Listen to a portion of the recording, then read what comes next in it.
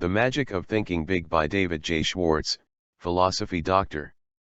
Chapter 2 Cure Yourself of Excusitis, The Failure Disease Part 7. Not Phil's brains, but how he managed those brains, made him 3 times more valuable to his company than men who rated higher on the IQ scale.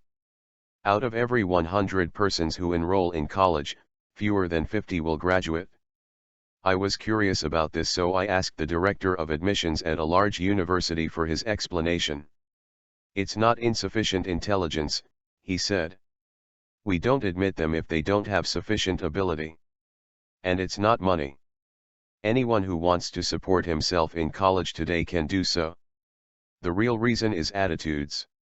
You would be surprised," he said, "how many young people leave because they don't like their professors, the subjects they must take, and their fellow students. The same reason, negative thinking, explains why the door to top-flight executive positions is closed to many young junior executives. Sour, negative, pessimistic, depreciating attitudes rather than insufficient intelligence hold back thousands of young executives. As one executive told me, it's a rare case when we pass up a young fellow because he lacks brains. Nearly always it's the attitude. Once I was retained by an insurance company to learn why the top 25% of the agents were selling over 75% of the insurance while the bottom 25% of the agents sold only 5% of total volume. Thousands of personnel files were carefully checked. The search proved beyond any question that no significant difference existed in native intelligence. What's more, differences in education did not explain the difference in selling success. The difference in the very successful and the very unsuccessful family reduced to differences in attitudes, or difference in thought management. The top group worried less, was more enthusiastic, and had a sincere liking for people. We can't do much to change the amount of native ability, but we can certainly change the way we use what we have. Knowledge is power when you use it constructively. Closely allied to intelligence excusitis is some incorrect thinking about knowledge. We often hear that knowledge is power. But this statement is only a half-truth.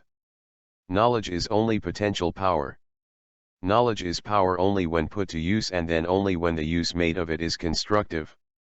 The story is told that the great scientist Einstein was once asked how many feet are in a mile. Einstein's reply was, "I don't know.